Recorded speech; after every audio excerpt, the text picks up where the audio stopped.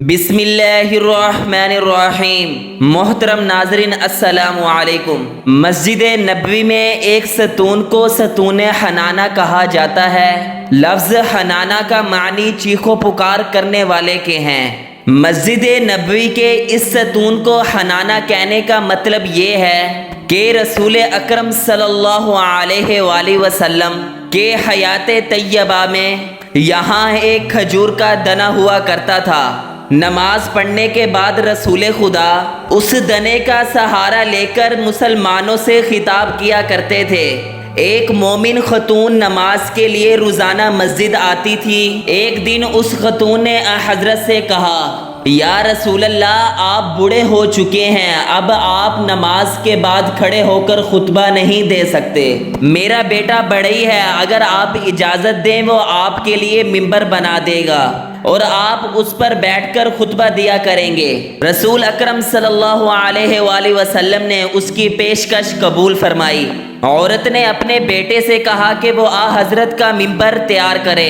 اس نے آپ کے لیے ایک ممبر بنایا جس کی 3 سیڑھیاں تھیں۔ وہ بنا کر مسجد نبوی میں لے آیا اور حضرت کے خطبے کی جگہ رکھ دیا۔ جب اس دن نبی کریم صلی اللہ علیہ وآلہ وسلم نماز سے فارغ ہوئے اور آپ ممبر کی طرف تشریف لائے، جب آپ ممبر کی طرف جا رہے تھے اور اس کھجور کے تنے کے نیچے سے گزرے تو تنے سے رونے کی آواز بلند ہوئی، جس کو تمام مسلمانوں نے سنا اور اس کے رونے سے حضرت خود بھی متاثر ہوئے۔ اپنے اس تنے کو سینے سے لگایا جس سے وہ پرسکون ہو گیا۔ آپ نے اس سے فرمایا، اے کھجور کے تنے، گھبرا نہیں، میں نے تیرے متعلق خدا سے دعا کی ہے کہ وہ تجھے جنت کا درخت بنائے گا۔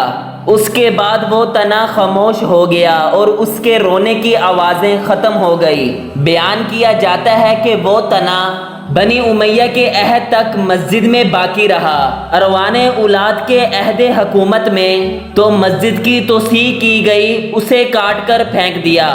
ایک مومنہ خاتون 300 درہم کی تھیلی لے کر نبی کریم صلی اللہ علیہ وآلہ وسلم کی خدمت میں حاضر ہوئی۔ اس نے وہ رقم آپ کے نظر کی، عرض کیا، یا رسول اللہ، یہ رقم فقراء میں تقسیم کر دیں۔ تو حضرت محمد صلی اللہ علیہ وآلہ وسلم نے وہاں موجود ایک صحابی سے فرمایا، اس سے یہ تھیلی لے لو اور سونے کے یہ درہم زمین پر رکھ دو۔ صحابی نے یہ تھیلی لی اور وہ خاتون کے سامنے اسے انڈیلا اور اس میں سے سونے کے درہم زمین پر گرنے لگے۔ جب خاتون نے یہ منظر دیکھا تو وہ حیران رہ گئی اور اس نے کہا، یا رسول اللہ، میں تو اس تھیلی میں چاندی کے درہم لائی تھی اور سونے کے درہم اس میں سے کیسے برآمد ہوئے؟ اور حضرت محمد صلی اللہ علیہ وآلہ وسلم نے فرمایا، تعجب نہ کرو، میں نے کہہ دیا یہ سونے کے درہم ہیں اور اللہ تعالی نے اسے سونے میں تبدیل کر دیا۔ عیسیٰ علیہ السلام اپنے حواریوں کے ہمراہ صحرا کی سیر کے لیے گئے۔ دوران سفر ایک شہر کے قریب پہنچے۔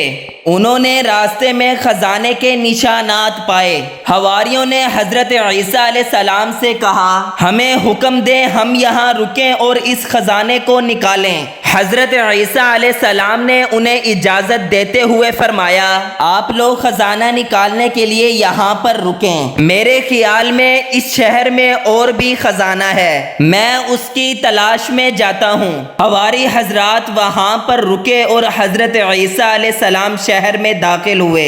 راستہ چلتے ہوئے انہوں نے ایک سادہ سا ویران گھر دیکھا، اس میں داخل ہوئے اور وہاں پر ایک بوڑھی عورت اپنی زندگی بسر کر رہی تھی۔ آپ علیہ السلام نے فرمایا کہ میں آج رات آپ کا مہمان ہوں۔ اس بوڑھی عورت نے کہا، ٹھیک ہے۔ حضرت عیسیٰ علیہ السلام نے ان سے کہا کہ آپ کے علاوہ اس گھر میں کوئی اور بھی رہتا ہے؟ ہاں، اس بوڑھی عورت نے کہا کہ میرا ایک بیٹا ہے جو بیابان جاتا ہے اور وہاں سے لکڑیاں کاٹ کر آ کر شہر میں فروخت کرتا ہے۔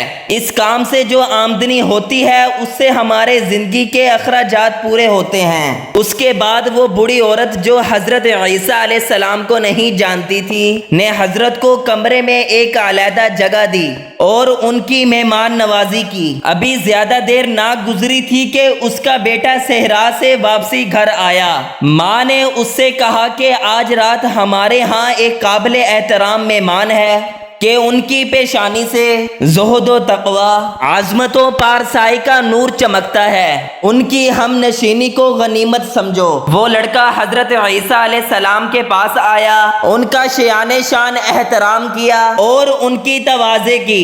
رات کے وقت حضرت عیسیٰ علیہ السلام نے اس لکڑہارے سے احوال پوشی کی۔ دوران گفتگو معلوم ہوا کہ وہ لڑکا ایک عقل مند اور دانا انسان ہے، لیکن غموں اور پریشانیوں نے اس کے دل و دماغ کو جھکر رکھا ہے۔ آپ نے اسے فرمایا کہ میں یوں دیکھ رہا ہوں کہ آپ کے دل میں غموں کا پہاڑ ہے۔ ہاں، لکڑہارے نے کہا کہ میرے دل میں غموں اور اندھوں کا پہاڑ ہے جسے برقدر کرنے پر کوئی بھی قادر نہیں ہے۔ حضرت عیسیٰ علیہ السلام نے فرمایا کہ اپنا غم میرے سامنے بیان کرو، شاید اللہ تعالیٰ اسے برطرف کرنے کے اسباب مجھے الہام کر دے۔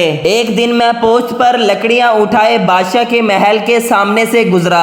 میں نے محل کی طرف دیکھا کہ میری نگاہ بادشاہ کی حسین و جمیل بیٹی پر پڑی۔ میں اس کے عشق میں گرفتار ہو گیا۔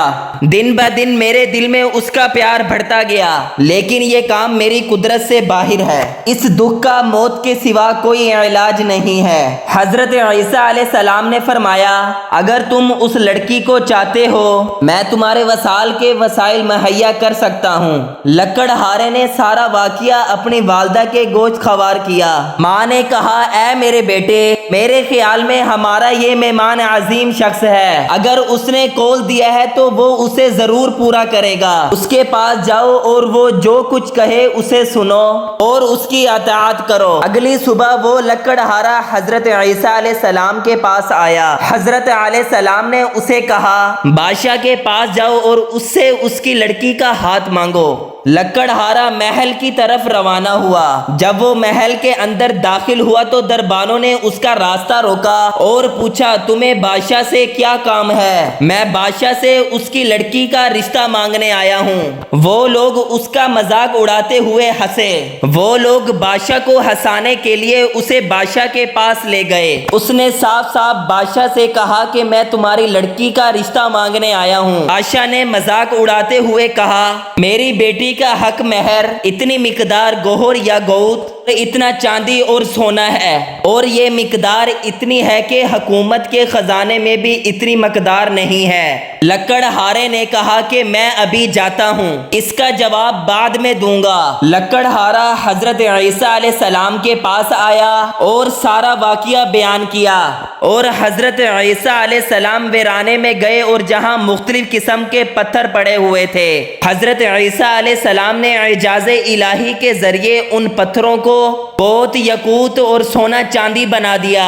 ان کی مقدار اتنی تھی جتنی بادشاہ نے کہی تھی۔ آپ علیہ السلام نے لکڑہارے سے فرمایا، یہ اٹھا لو اور بادشاہ کے پاس لے جاؤ۔ لکڑہارے نے سب کچھ اٹھایا اور محل میں جا کر بادشاہ کی تحویل میں دے دیا۔ بادشاہ اور اس کے حواری حیران و پریشان ہوئے اور اس سے کہا، یہ کافی نہیں ہے، اتنی مقدار اور لے کر آؤ۔ لکڑہارا حضرت عیسیٰ علیہ السلام کے پاس آیا اور سارا واقعہ بیان کیا۔ حضرت عیسیٰ علیہ السلام نے فرمایا کہ اسی ویرانے میں جاؤ اور اتنی مقدار میں سونا اور چاندی لے آؤ۔ لکڑہارے نے وہی کام کیا اور جواہرات لے کر بادشاہ کے سامنے رکھے۔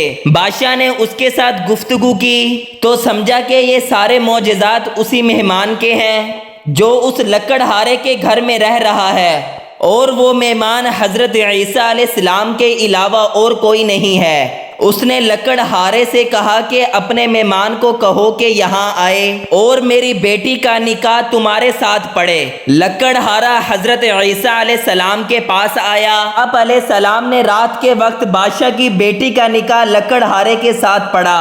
اگلی صبح بادشاہ نے اس لکڑہارے کے ساتھ کچھ گفتگو کی تو اسے پتہ چلا کہ وہ ایک عقل مند شخص ہے۔ بادشاہ کی اس لڑکی کے علاوہ اور کوئی اولاد نہ تھی۔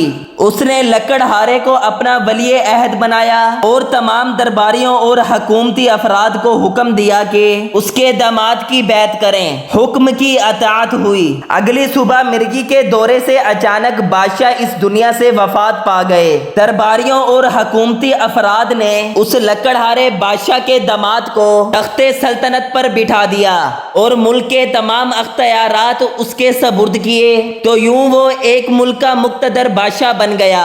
تیسرے روز حضرت عیسیٰ علیہ السلام اسے خدا حافظ کرنے اس کے پاس آئے۔ لکڑہارے نے حضرت عیسیٰ علیہ السلام سے کہا، اے مرد حکیم و دانا، آپ علیہ السلام کے کئی احسان میری گردن پر ہیں کہ میں ایک کا بھی شکریہ ادا کرنے کی قدرت نہیں رکھتا، اگرچہ تا قیام قیامت زندہ رہوں۔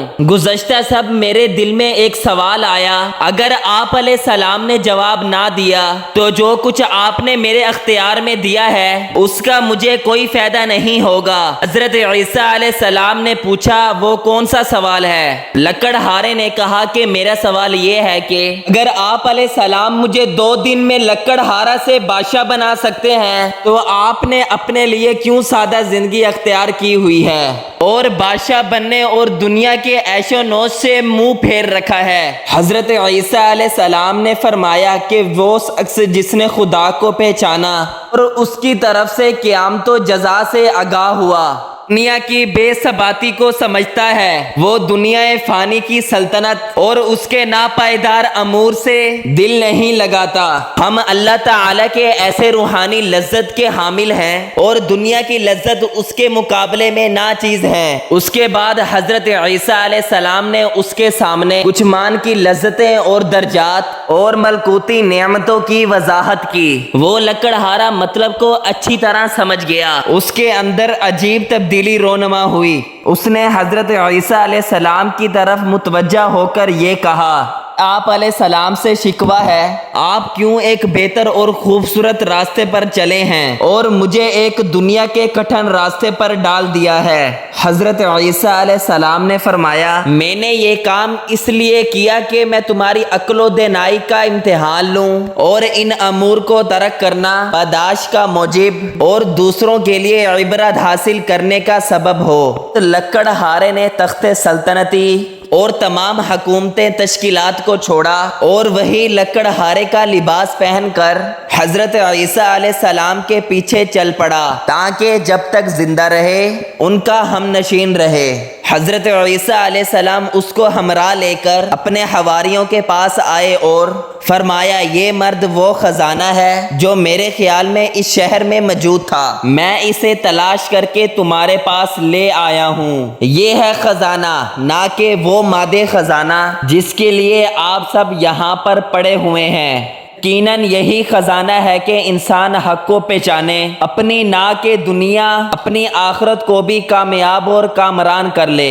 امید کرتا ہوں کہ آپ کو میری ویڈیو اچھی لگی ہوگی۔ اگر ویڈیو اچھی لگی ہو تو ویڈیو کو لائک کریں اور ایسے دلچسپ واقعات دیکھنے کے لیے چینل کو سبسکرائب کریں۔ اللہ حافظ۔